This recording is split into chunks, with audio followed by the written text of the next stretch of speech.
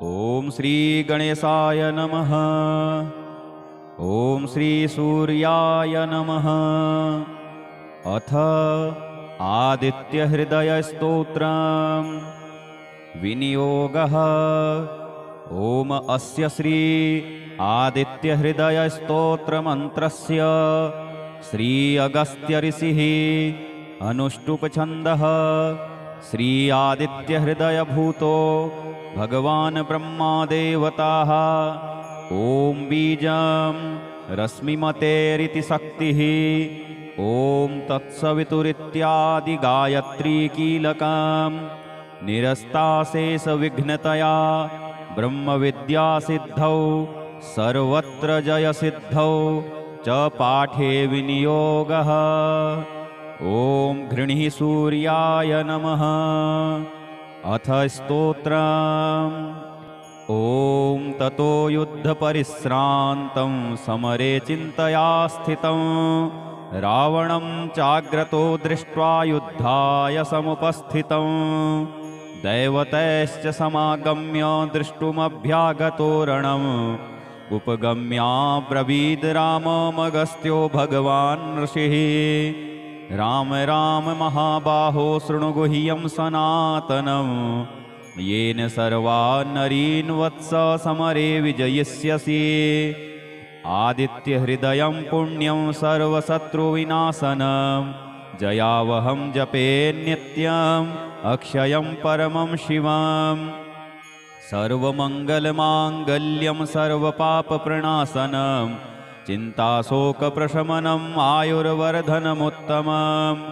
रश्मिमन्तं समुद्यन्तं देवासुरनमस्कृतं पूजयस्व विवस्वन्तं भास्करं भुवनेश्वरम्।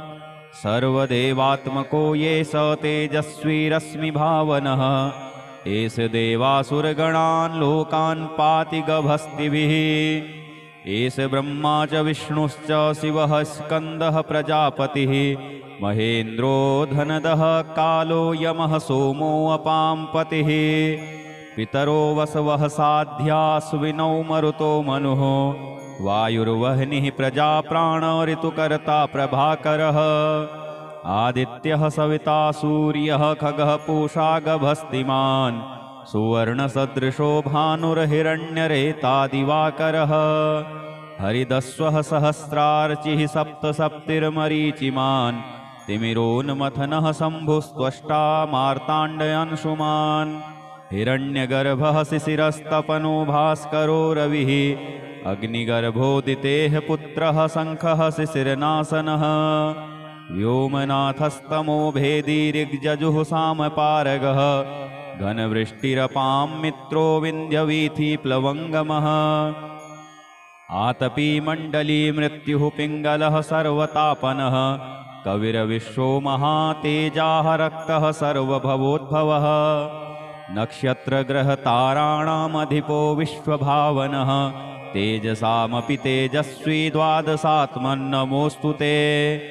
नमः पूर्वाय गिरये पश्चिमायाद्रये नमः ज्योतिर्गणानां पतये दिनाधिपतये नमः।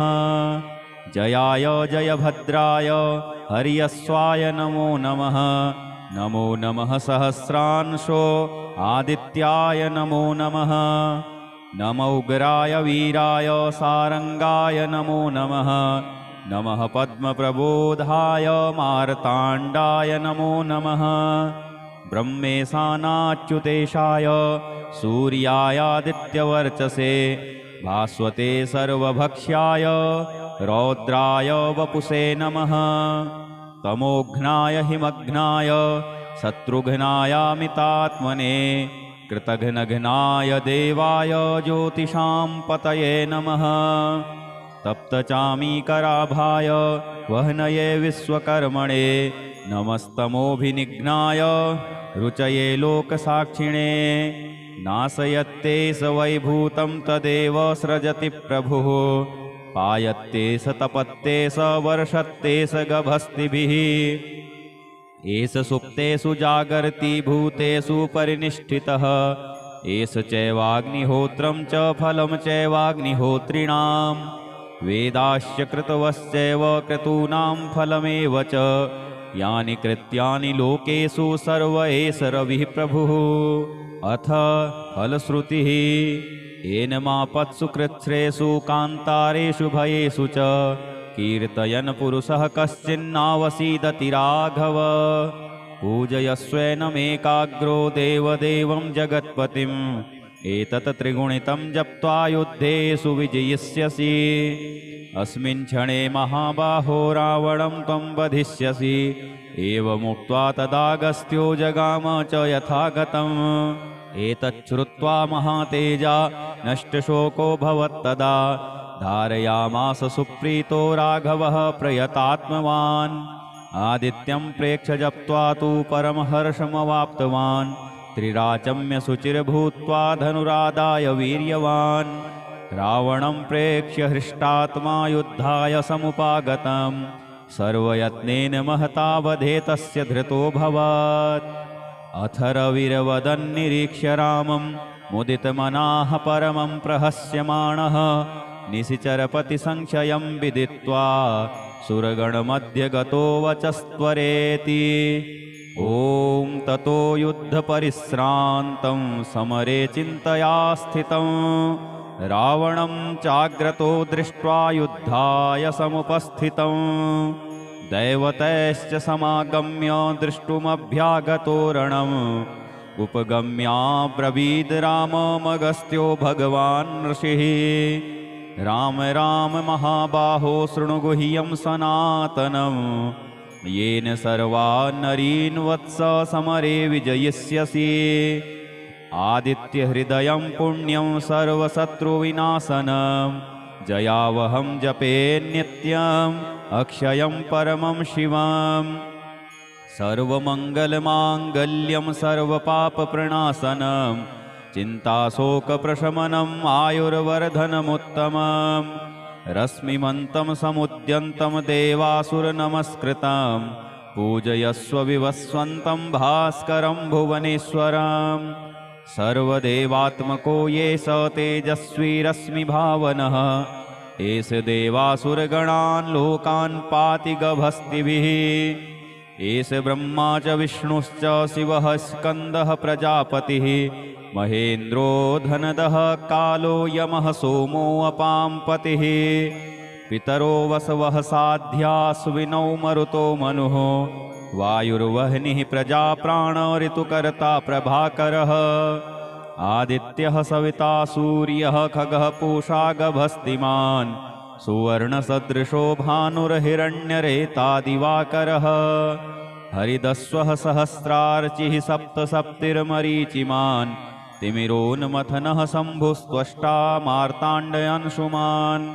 हिरण्यगर्भः शिशिरस्तपनो भास्करो रविः अग्निगर्भोदितेः पुत्रः शङ्खः शिशिरनाशनः। व्योमनाथस्तमो भेदी ऋग्जजुः सामपारगः घनवृष्टिरपां मित्रो विन्ध्यवीथिप्लवङ्गमः। आतपी मण्डली मृत्युः पिङ्गलः सर्वतापनः कविरविश्वो महातेजाः रक्तः सर्वभवोद्भवः। नक्षत्रग्रहताराणामधिपो विश्वभावनः तेजसामपि तेजस्वी द्वादशात्मन्नमोऽस्तु ते। नमः पूर्वाय गिरये पश्चिमायाद्रये नमः ज्योतिर्गणानां पतये दिनाधिपतये नमः। जयाय जयभद्राय हर्यस्वाय नमो नमः। नमो नमः सहस्रांशो आदित्याय नमो नमः। नमो उग्राय वीराय सारंगाय नमो नमः। नमः पद्मप्रबोधाय मार्ताण्डाय नमो नमः। ब्रह्मेशानाच्युतेशाय सूर्यायादित्यवर्चसे भास्वते सर्वभक्ष्याय रौद्राय वपुषे नमः। तमोघ्नाय हिमघ्नाय शत्रुघ्नायामितात्मने कृतघ्नघ्नाय देवाय ज्योतिषां पतये नमः। तप्तचामीकराभाय वह्नये विश्वकर्मणे नमस्तमोभिनिघ्नाय रुचये लोकसाक्षिणे। नाशयत्ते स वैभूतं तदेव सृजति प्रभुः पायत्ते स तपत्ते स वर्षत्ते स गभस्तिभिः एष सुप्तेषु जागर्ति भूतेषु परिनिष्ठितः एष चैवाग्निहोत्रं च फलं चैवाग्निहोत्रिणां वेदाश्च कृतवश्चैव क्रतूनां फलमेव च यानि कृत्यानि लोकेषु सर्व एष रविः प्रभुः अथ फलश्रुतिः येन मापत्सु कृच्छ्रेषु कान्तारेषु भयेषु च कीर्तयन् पुरुषः कश्चिन्नावसीदति राघव पूजयस्वेनमेकाग्रो देवदेवं जगत्पतिम् एतत् त्रिगुणितं जप्त्वा युद्धेषु विजयिष्यसि अस्मिन् क्षणे महाबाहो रावणं त्वं वधिष्यसि एवमुक्त्वा तदागस्त्यो जगाम च यथागतम्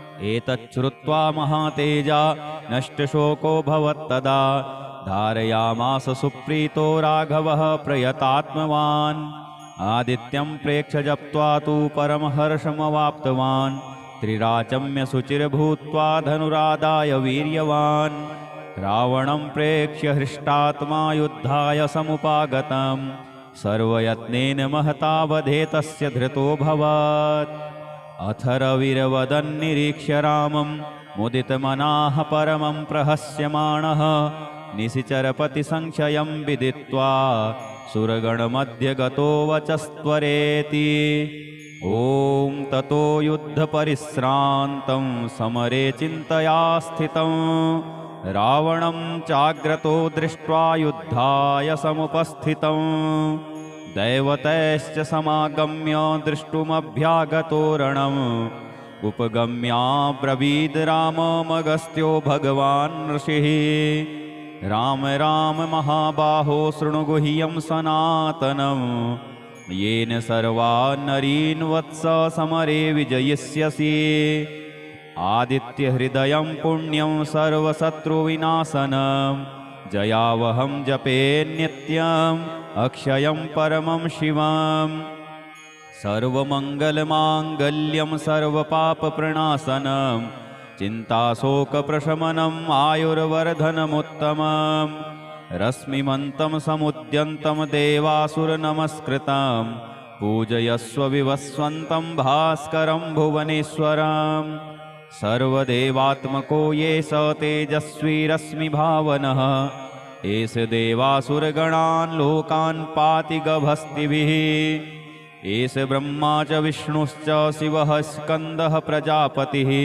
महेन्द्रो धनदः कालो यमः सोमो अपां पतिः पितरो वसवः साध्यास्विनौ मरुतो मनुः वायुर्वह्निः प्रजाप्राण ऋतुकर्ता प्रभाकरः आदित्यः सविता सूर्यः खगः पूषा गभस्तिमान् सुवर्णसदृशो भानुर्हिरण्यरेतादिवाकरः हरिदस्वः सहस्रार्चिः सप्तसप्तिर्मरीचिमान् तिमिरोन्मथनः शम्भुस्त्वष्टा मार्ताण्डयांशुमान् हिरण्यगर्भः शिशिरस्तपनो भास्करो रविः अग्निगर्भोदितेः पुत्रः शङ्खः शिशिरनाशनः व्योमनाथस्तमो भेदी ऋग्जजुः सामपारगः घनवृष्टिरपां मित्रो विन्ध्यवीथिप्लवङ्गमः आतपी मण्डली मृत्युः पिङ्गलः सर्वतापनः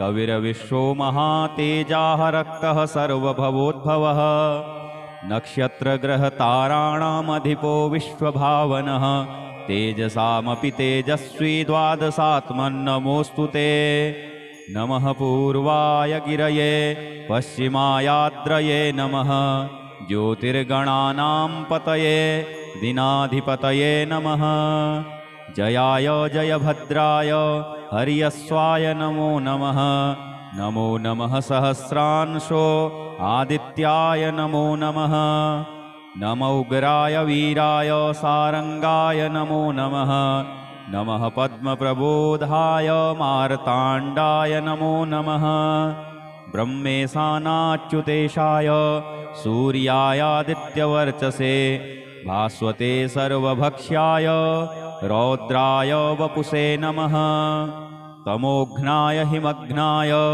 शत्रुघ्नायामितात्मने कृतघ्नघ्नाय देवाय ज्योतिषां पतये नमः तप्तचामीकराभाय वह्नये विश्वकर्मणे नमस्तमोभिनिघ्नाय रुचये लोकसाक्षिणे नाशयत्ते स वैभूतं तदेव सृजति प्रभुः पायत्ते स तपत्ते स वर्षत्ते स गभस्तिभिः एष सुप्तेषु जागर्ति भूतेषु परिनिष्ठितः एष चैवाग्निहोत्रं च फलं चैवाग्निहोत्रिणां वेदाश्च कृतवश्चैव क्रतूनां फलमेव च यानि कृत्यानि लोकेषु सर्व एष रविः प्रभुः अथ फलश्रुतिः येन मापत्सु कृच्छ्रेषु कान्तारेषु भयेषु च कीर्तयन् पुरुषः कश्चिन्नावसीदति राघव पूजयस्वेनमेकाग्रो देवदेवं जगत्पतिम् एतत् त्रिगुणितं जप्त्वा युद्धेषु विजयिष्यसि अस्मिन् क्षणे महाबाहो रावणं त्वं वधिष्यसि एवमुक्त्वा तदागस्त्यो जगाम च यथागतम् एतच्छ्रुत्वा महातेजा नष्टशोको भवत्तदा धारयामास सुप्रीतो राघवः प्रयतात्मवान् आदित्यं प्रेक्ष्य जप्त्वा तु परमहर्षमवाप्तवान् त्रिराचम्य शुचिर्भूत्वा धनुरादाय वीर्यवान् रावणं प्रेक्ष्य हृष्टात्मा युद्धाय समुपागतम् सर्वयत्नेन महता वधे तस्य धृतोऽभवत् अथ रविर्वदन्निरीक्ष्य रामं मुदितमनाः परमं प्रहस्यमाणः निशिचरपतिसंशयं विदित्वा सुरगणमध्ये गतो वचस्त्वरेति ॐ ततो युद्धपरिश्रान्तं समरे चिन्तया स्थितं रावणं चाग्रतो दृष्ट्वा युद्धाय समुपस्थितं दैवतैश्च समागम्य द्रष्टुमभ्यागतो रणम् उपगम्याब्रवीद् राममगस्त्यो भगवान् ऋषिः राम राम महाबाहो शृणु गुह्यं सनातनं येन सर्वा नरीन् वत्स समरे विजयिष्यसि आदित्यहृदयं पुण्यं सर्वशत्रुविनाशनं जयावहं जपे नित्यम् अक्षयं परमं शिवम् सर्वमङ्गलमाङ्गल्यं सर्वपापप्रणाशनं चिन्ताशोकप्रशमनम् आयुर्वर्धनमुत्तमम् रश्मिमन्तं समुद्यन्तं देवासुरनमस्कृतं पूजयस्व विवस्वन्तं भास्करं भुवनेश्वरं सर्वदेवात्मको ये स तेजस्वी रश्मिभावनः एष देवासुरगणान् लोकान् पाति गभस्तिभिः एष ब्रह्मा च विष्णुश्च शिवः स्कन्दः प्रजापतिः महेन्द्रो धनदः कालो यमः सोमो अपां पतिः पितरो वसवः साध्यास्विनौ मरुतो मनुः वायुर्वह्निः प्रजाप्राण ऋतुकर्ता प्रभाकरः आदित्यः सविता सूर्यः खगः पूषा गभस्तिमान् सुवर्णसदृशो भानुर्हिरण्यरेता दिवाकरः हरिदस्वः सहस्रार्चिः सप्तसप्तिर्मरीचिमान् तिमिरोन्मथनः शम्भुस्त्वष्टा मार्ताण्डयांशुमान् हिरण्यगर्भः शिशिरस्तपनो भास्करो रविः अग्निगर्भोदितेः पुत्रः शङ्खः शिशिरनाशनः व्योमनाथस्तमो भेदी ऋग्जजुः सामपारगः घनवृष्टिरपां मित्रो विन्ध्यवीथिप्लवङ्गमः आतपी मण्डली मृत्युः पिङ्गलः सर्वतापनः कविरविश्वो महातेजाः रक्तः सर्वभवोद्भवः नक्षत्रग्रहताराणामधिपो विश्वभावनः तेजसामपि तेजस्वी द्वादशात्मन्नमोऽस्तु ते नमः पूर्वाय गिरये पश्चिमायाद्रये नमः ज्योतिर्गणानां पतये दिनाधिपतये नमः जयाय जयभद्राय हर्यस्वाय नमो नमः नमो नमः सहस्रांशो आदित्याय नमो नमः नमो उग्राय वीराय सारंगाय नमो नमः नमः पद्मप्रबोधाय मार्ताण्डाय नमो नमः। ब्रह्मेशानाच्युतेशाय सूर्यायादित्यवर्चसे भास्वते सर्वभक्ष्याय रौद्राय वपुषे नमः। तमोघ्नाय हिमघ्नाय शत्रुघ्नायामितात्मने कृतघ्नघ्नाय देवाय ज्योतिषां पतये नमः। तप्तचामीकराभाय वह्नये विश्वकर्मणे नमस्तमोभिनिघ्नाय रुचये लोकसाक्षिणे। नाशयत्ते स वैभूतं तदेव सृजति प्रभुः पायत्ते स तपत्ते स वर्षत्ते स गभस्तिभिः। एष सुप्तेषु जागर्ति भूतेषु परिनिष्ठितः एष चैवाग्निहोत्रं च फलं चैवाग्निहोत्रिणां वेदाश्च कृतवश्चैव क्रतूनां फलमेव च यानि कृत्यानि लोकेषु सर्व एष रविः प्रभुः। अथ फलश्रुतिः येन मापत्सु कृच्छ्रेषु कान्तारेषु भयेषु च कीर्तयन् पुरुषः कश्चिन्नावसीदति राघव। पूजयस्वेनमेकाग्रो देवदेवं जगत्पतिम् एतत् त्रिगुणितं जप्त्वा युद्धेषु विजयिष्यसि। अस्मिन् क्षणे महाबाहो रावणं त्वं वधिष्यसि। एवमुक्त्वा तदागस्त्यो जगाम च यथागतम्। एतच्छ्रुत्वा महातेजा नष्टशोको भवत्तदा धारयामास सुप्रीतो राघवः प्रयतात्मवान्।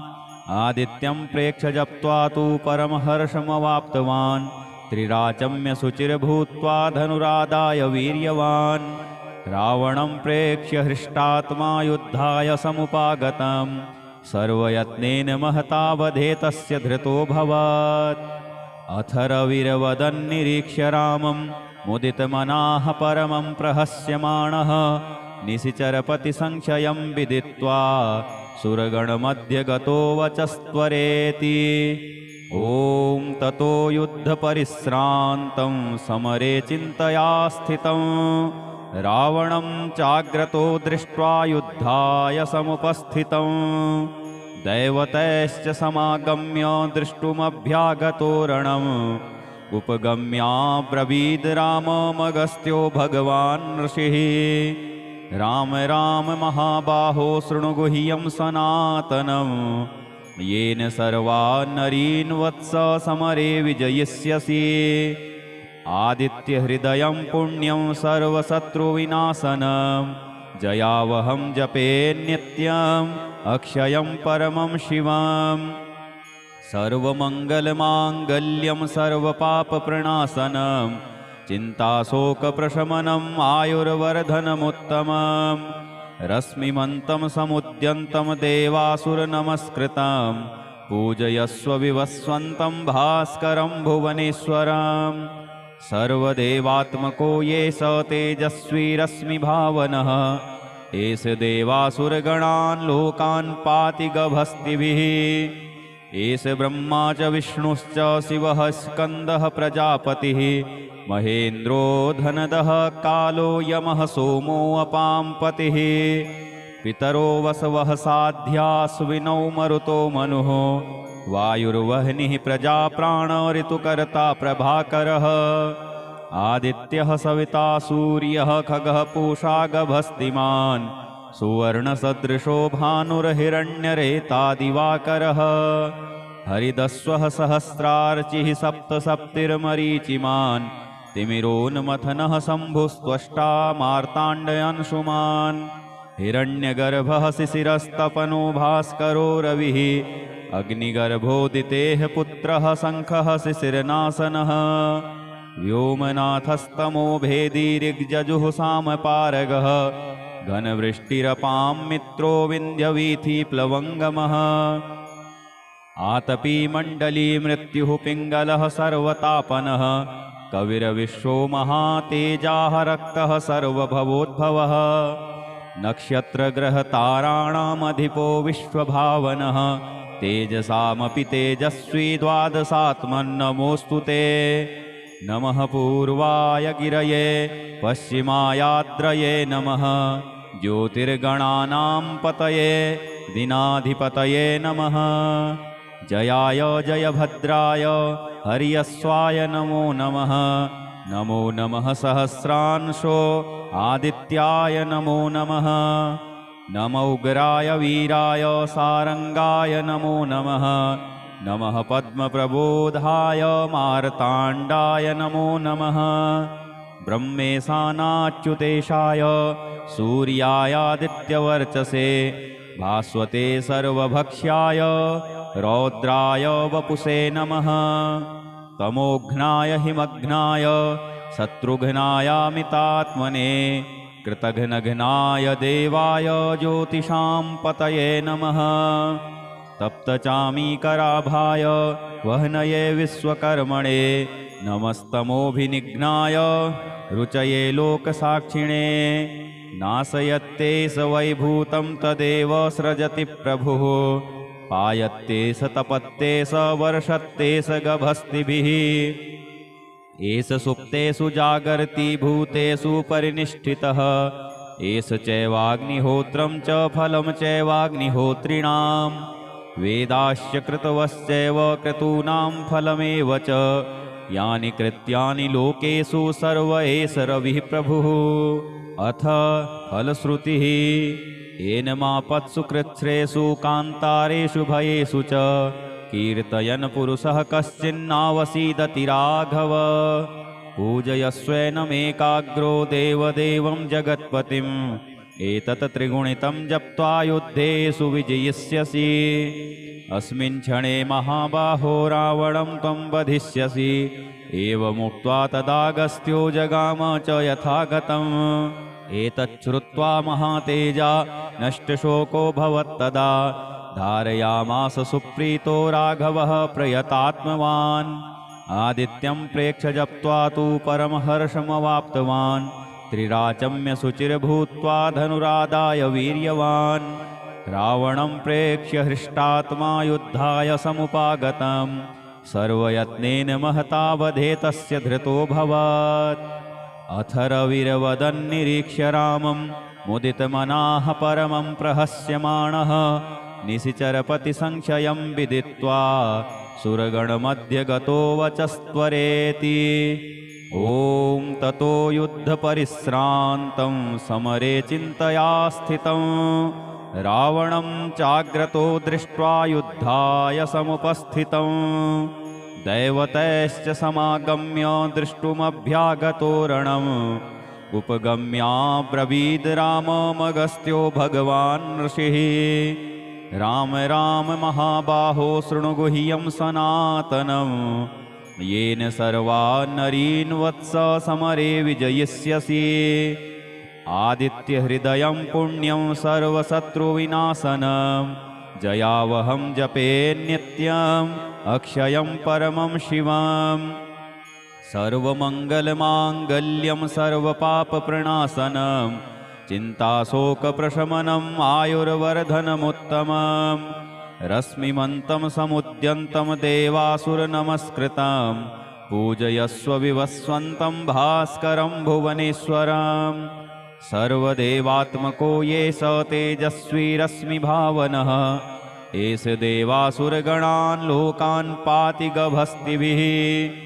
एष ब्रह्मा च विष्णुश्च शिवः स्कन्दः प्रजापतिः। महेन्द्रो धनदः कालो यमः सोमो अपां पतिः। पितरो वसवः साध्यास्विनौ मरुतो मनुः।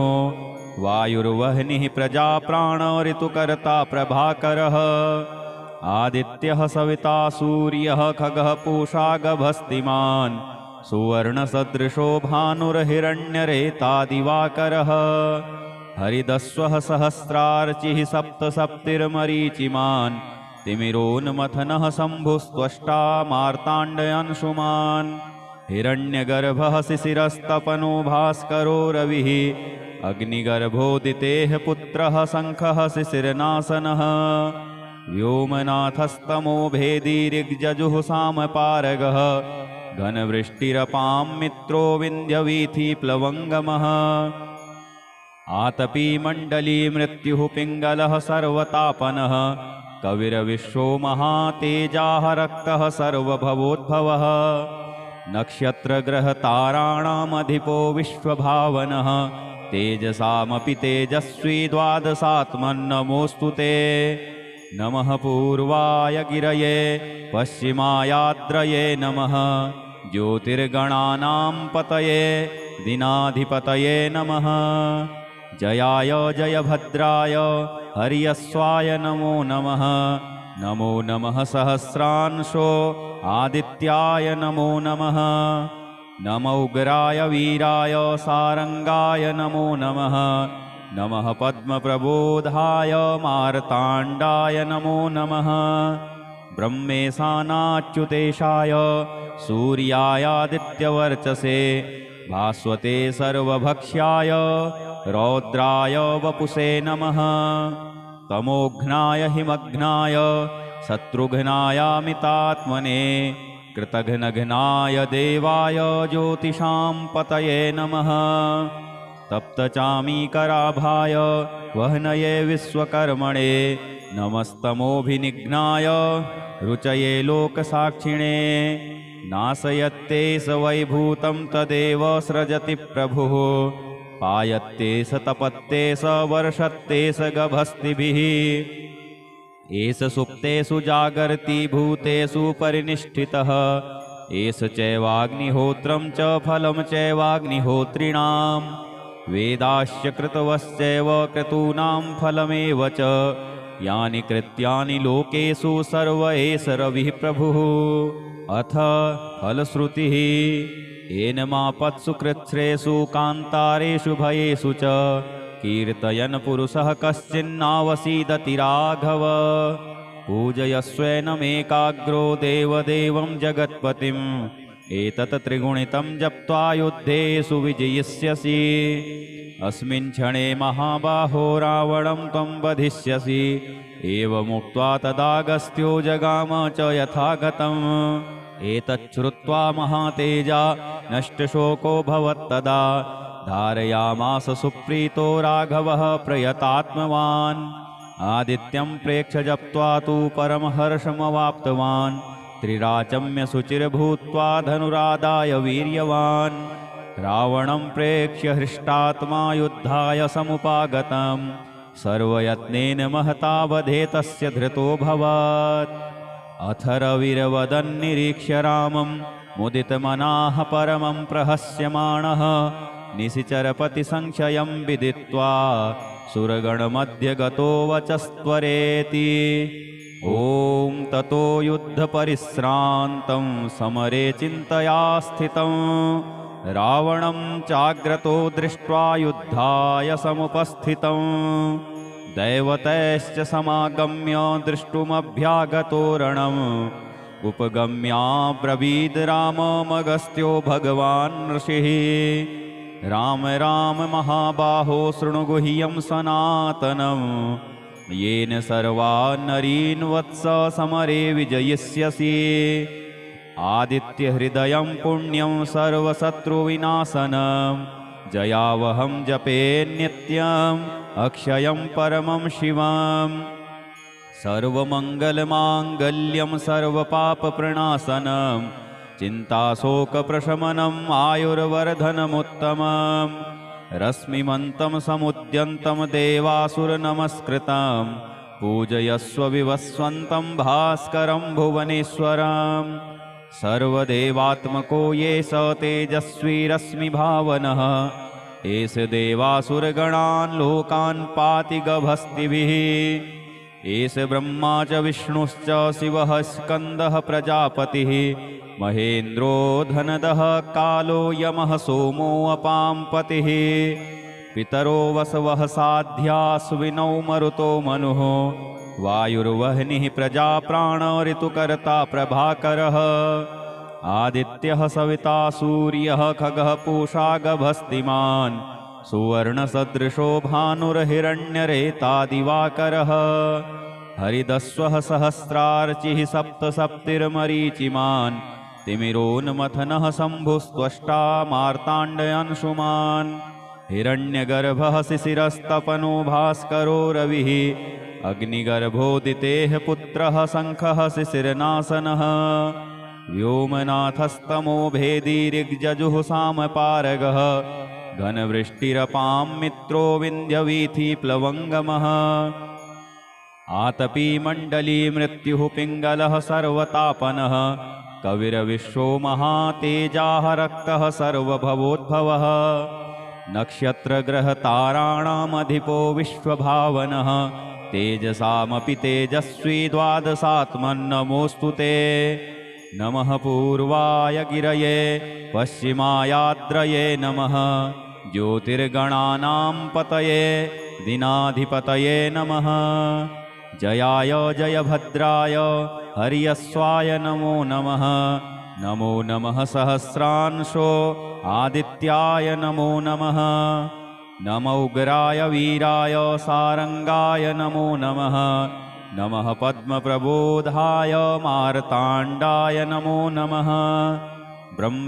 ब्रह्मेशानाच्युतेशाय सूर्यायादित्यवर्चसे भास्वते सर्वभक्ष्याय रौद्राय वपुषे नमः तमोघ्नाय हिमघ्नाय शत्रुघ्नायामितात्मने कृतघ्नघ्नाय देवाय ज्योतिषां पतये नमः तप्तचामीकराभाय वह्नये विश्वकर्मणे नमस्तमोभिनिघ्नाय रुचये लोकसाक्षिणे नाशयत्ते स वैभूतं तदेव सृजति प्रभुः पायत्ते स तपत्ते स वर्षत्ते स गभस्तिभिः एष सुप्तेषु जागर्ति भूतेषु परिनिष्ठितः एष चैवाग्निहोत्रं च फलं चैवाग्निहोत्रिणां वेदाश्च कृतवश्चैव क्रतूनां फलमेव च यानि कृत्यानि लोकेषु सर्व एष रविः प्रभुः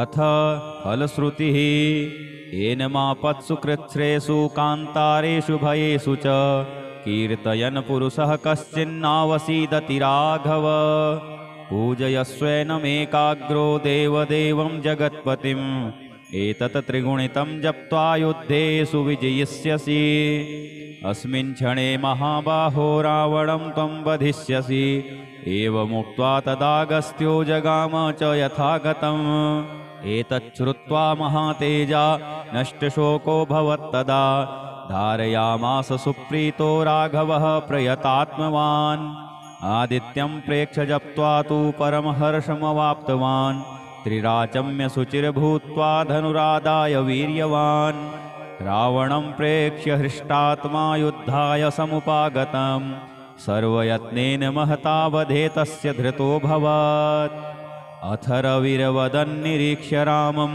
मुदितमनाः परमं प्रहस्यमाणः निशिचरपतिसंशयं विदित्वा सुरगणमध्ये गतो वचस्त्वरेति ॐ ततो युद्धपरिश्रान्तं समरे चिन्तया स्थितं रावणं चाग्रतो दृष्ट्वा युद्धाय समुपस्थितं दैवतैश्च समागम्य द्रष्टुमभ्यागतो रणम् उपगम्याब्रवीद् राममगस्त्यो भगवान् ऋषिः राम राम महाबाहो शृणु गुह्यं सनातनं येन सर्वा नरीन् वत्स समरे विजयिष्यसि आदित्यहृदयं पुण्यं सर्वशत्रुविनाशनं जयावहं जपे नित्यम् अक्षयं परमं शिवम् सर्वमङ्गलमाङ्गल्यं सर्वपापप्रणाशनं चिन्ताशोकप्रशमनम् आयुर्वर्धनमुत्तमम् रश्मिमन्तं समुद्यन्तं देवासुरनमस्कृतं पूजयस्व विवस्वन्तं भास्करं भुवनेश्वरम् सर्वदेवात्मको ये स तेजस्वी रश्मिभावनः एष देवासुरगणान् लोकान् पाति गभस्तिभिः एष ब्रह्मा च विष्णुश्च शिवः स्कन्दः प्रजापतिः महेन्द्रो धनदः कालो यमः सोमो अपां पतिः पितरो वसवः साध्यास्विनौ मरुतो मनुः वायुर्वह्निः प्रजाप्राण ऋतुकर्ता प्रभाकरः आदित्यः सविता सूर्यः खगः पूषा गभस्तिमान् सुवर्णसदृशो भानुर्हिरण्यरेतादिवाकरः हरिदस्वः सहस्रार्चिः सप्तसप्तिर्मरीचिमान् तिमिरोन्मथनः शम्भुस्त्वष्टा मार्ताण्डयांशुमान् हिरण्यगर्भः शिशिरस्तपनो भास्करो रविः अग्निगर्भोदितेः पुत्रः शङ्खः शिशिरनाशनः व्योमनाथस्तमो भेदीरिग्जजुः सामपारगः घनवृष्टिरपां मित्रो विन्ध्यवीथिप्लवङ्गमः आतपी मण्डली मृत्युः पिङ्गलः सर्वतापनः कविरविश्वो महातेजाः रक्तः सर्वभवोद्भवः नक्षत्रग्रहताराणामधिपो विश्वभावनः तेजसामपि तेजस्वी द्वादशात्मन्नमोऽस्तु ते नमः पूर्वाय गिरये पश्चिमायाद्रये नमः ज्योतिर्गणानां पतये दिनाधिपतये नमः जयाय जयभद्राय हर्यस्वाय नमो नमः नमो नमः सहस्रांशो आदित्याय नमो नमः नमो उग्राय वीराय सारंगाय नमो नमः नमः पद्मप्रबोधाय मार्ताण्डाय नमो नमः ब्रह्मेशानाच्युतेशाय सूर्यायादित्यवर्चसे भास्वते सर्वभक्ष्याय रौद्राय वपुषे नमः तमोघ्नाय हिमघ्नाय शत्रुघ्नायामितात्मने कृतघ्नघ्नाय देवाय ज्योतिषां पतये नमः तप्तचामीकराभाय वह्नये विश्वकर्मणे नमस्तमोभिनिघ्नाय रुचये लोकसाक्षिणे नाशयत्ते स वैभूतं तदेव सृजति प्रभुः पायत्ते स तपत्ते स वर्षत्ते स गभस्तिभिः एष सुप्तेषु जागर्ति भूतेषु परिनिष्ठितः एष चैवाग्निहोत्रं च फलं चैवाग्निहोत्रिणां वेदाश्च कृतवश्चैव क्रतूनां फलमेव च यानि कृत्यानि लोकेषु सर्व एष रविः प्रभुः अथ फलश्रुतिः येन मापत्सु कृच्छ्रेषु कान्तारेषु भयेषु च कीर्तयन् पुरुषः कश्चिन्नावसीदति राघव पूजयस्वेनमेकाग्रो देवदेवं जगत्पतिम् एतत् त्रिगुणितं जप्त्वा युद्धेषु विजयिष्यसि अस्मिन् क्षणे महाबाहो रावणं त्वं वधिष्यसि एवमुक्त्वा तदागस्त्यो जगाम च यथागतम् एतच्छ्रुत्वा महातेजा नष्टशोको भवत्तदा धारयामास सुप्रीतो राघवः प्रयतात्मवान् आदित्यं प्रेक्ष्य जप्त्वा तु परमहर्षमवाप्तवान् त्रिराचम्य शुचिर्भूत्वा धनुरादाय वीर्यवान् रावणं प्रेक्ष्य हृष्टात्मा युद्धाय समुपागतं सर्वयत्नेन महता वधे तस्य धृतोऽभवत् अथ रविर्वदन्निरीक्ष्य रामं मुदितमनाः परमं प्रहस्यमाणः निशिचरपतिसंशयं विदित्वा सुरगणमध्ये गतो वचस्त्वरेति ॐ श्री सूर्याय नमः इति श्री आदित्यहृदयस्तोत्रं सम्पूर्णम् ॐ